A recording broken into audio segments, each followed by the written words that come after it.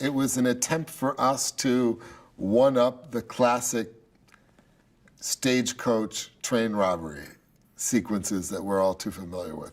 We wanted to do our Fast and Furious version of that without horses, but a whole lot of horsepower. Not only were Dwayne and I talking about doing something together for years, not only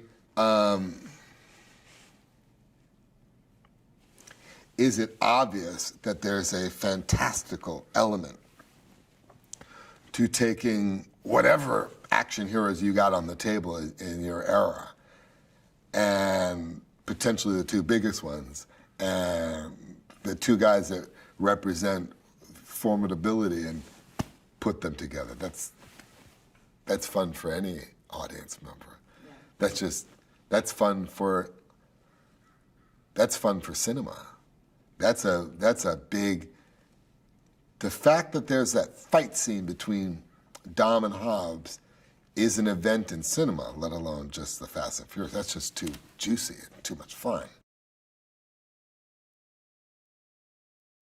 I think Tyrese and Ludacris both brought a fresh comedic timing to this film.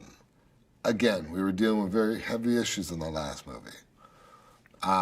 We wanted to embrace a more lighthearted banter throughout this film.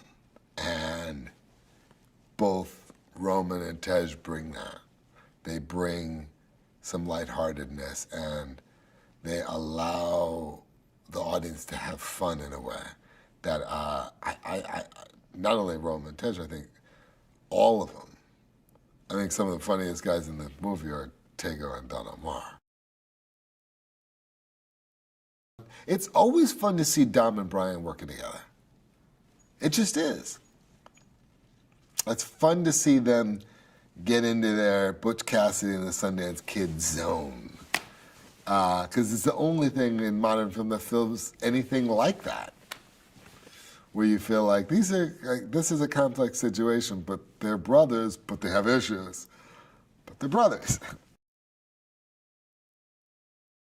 The thing that I liked, I guess, was that this is the first Fast and Furious that both Paul and I are driving the same car, the Dodge Charger, and more importantly, the first car that I've ever driven in Fast and Furious that's available to the public. No other car I've ever driven has been available to the public except this one.